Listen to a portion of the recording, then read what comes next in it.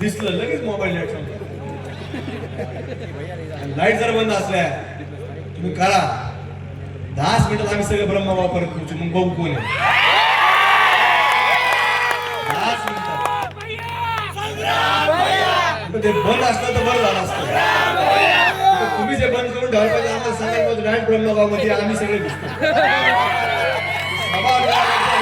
सगळं आपण करून टाकलं संग्राम भैया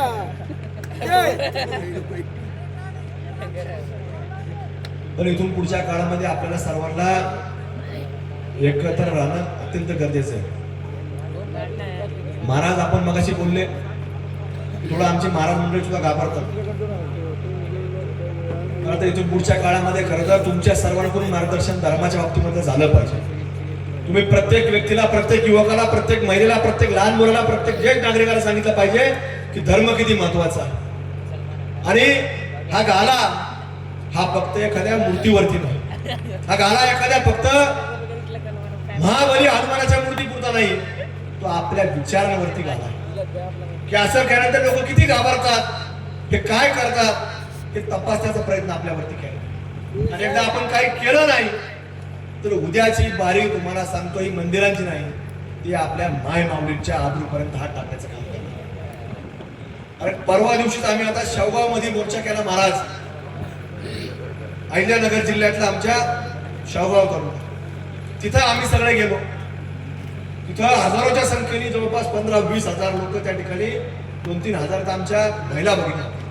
घटना अशी होती की एक लहान मुलगी, अल्पवयीन मुलगी, तिला छोट्या समाजातली होती, की छोटा समाज होता, एक अल्प समाज होता. पण तिला कुठेतरी आपल्या प्रेमाच्या जाळ्यामध्ये ओढलं. पण तिला नंतर धर्मांतराकरता बळजबरी करण्यात आली. पण ती मुलगी धाडसी होती. तिने धर्मवीर छत्रपती संभाजी महाराजांचा निर्णय घेतला की मरण, प्राण सोडाल पण धर्म बदलणार नाही, आणि तिने प्राण सोडले. आणि मग तिच्या न्याय हक्कासाठी आम्ही सर्व लढा उभा केला. सकल हिंदू समाज उभा राहिला आणि सकल हिंदू समाजाचा मोर्चाचा जाहीर झाल्याबरोबर ज्या दिवशी मोर्चाची पोस्ट आली त्याच दिवशी तुम्हाला सांगतो रात्री त्याला अटक झाली. पण त्याला अटक व्हायला जवळपास 10 दिवस. पण सकल हिंदू समाज जोपर्यंत पुढाकार घेत नव्हता तोपर्यंत त्याला अटक झाली. आणि त्या दिवशी सगळं झाल्यानंतर तुम्हाला सांगतो तिथले अधिकारी बदलले, सगळे लोक बदलले, म्हणजे पोलीस स्टेशनचा प्रमुख सुद्धा बदलला गेला. आणि मग तिथंच त्या मुलीच्या कुटुंबाला सगळ्यांच्या वतीने आधार देण्यात आला, आर्थिक मदत देण्यात आली. तिला सांगण्यात आलं की तुम्ही घाबरू नका त्या कुटुंबाला. आणि तिला आश्वासन देण्यात आलं, तिला ग्वाही देण्यात आली सकल समाजाच्या वतीनं की त्या मुलाला फाशी मिळेपर्यंत सकल हिंदू समाज पाठपुरावा करत राहणार, स्पेशल सरकार वकील देणार, अशी एक ताकद त्या मुलीच्या कुटुंबाच्या मागे उभा करण्यात. आज देखील तुम्ही निर्णय घेतला या ठिकाणी सुद्धा ज्या गोमातेची कत्तल त्या जागेवरती झाली तिथं आपण सगळे मिळून आज महाराज तुमच्या शुभ असते आज तिला गोमातेच्या मंदिराचं भूमिपूजन देखील झालं. आणि हिंदू समाजाने निर्णय घेतला म्हणजे तुम्ही सगळ्यांनी आपण एकत्रित निर्णय घेतला. तुम्ही जी जसं पडळकर साहेबांनी सांगितलं तसं मी सांगतो, तुम्ही जी जबाबदारी सांगताल आमच्या दोघांच्या वतीने ती आपल्यापर्यंत पोहोचू.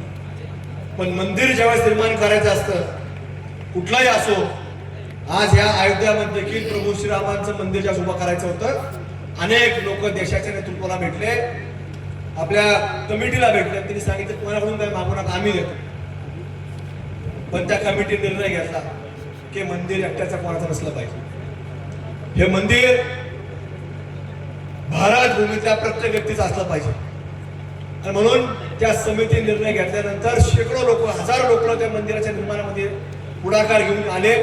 आणि आज मोलमजुरी करणाऱ्या, हातावरती पोट भरणाऱ्या लोकांनी सुद्धा 10,000 रुपये, 11 रुपयाची पावती सुद्धा घेतली. आजही त्या लोकांच्या घरामध्ये, कुटुंबामध्ये त्या पावत्या ठेवलेल्या आहेत, सांभाळून ठेवल्या आहेत की आमचं देखील योगदान या प्रभू रामचंद्राच्या अयोध्यामधल्या मंदिरामध्ये. आणि मग त्या मातीतनं आज कुठेतरी मंदिर, त्या भूमिकेतनं, त्या भावनेतनं मंदिर उभं राहिलेलं आहे. आणि मग प्रत्येक भारतवासियाला वाटतं की ते मंदिर आमचं आहे.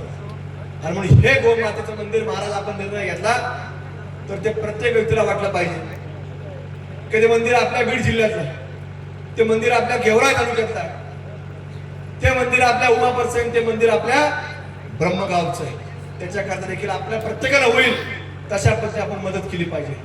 आणि लवकरात लवकर त्या मंदिराची निर्मिती करून त्याचं आपलं लवकर प्राण प्रतिष्ठापना सोहळा देखील झाला पाहिजे, अशी एक भूमिका तुम्ही आज ह्या सकल हिंदू समाजच्या जन आक्रोश मोर्चाच्या माध्यमातून देखील आपण घ्या.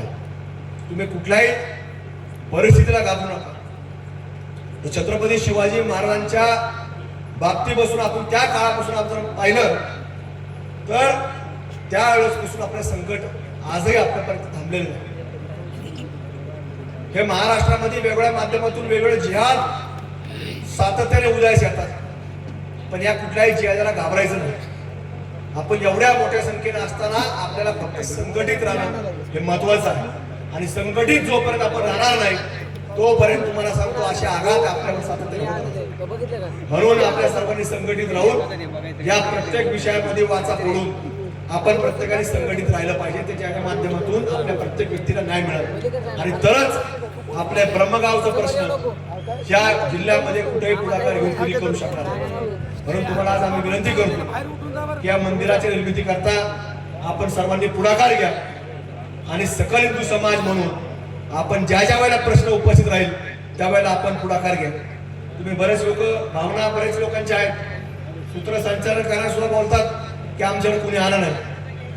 तुमच्या टोप्या कमी वेळा दिसतात आणि त्या टोप्या मच्छरदाणीच्या टोप्या अशा बऱ्याच वेळा दिसतात. पण लोक काय होतं, आता आम्ही राजकीय लोक असतो, ज्या टोप्या दिसतील तिकडं जात. आता माझ्यासारखा कार्यकर्ता निर्णय घेतलेला आहे, त्या टोप्याचं मतच घ्यायचं.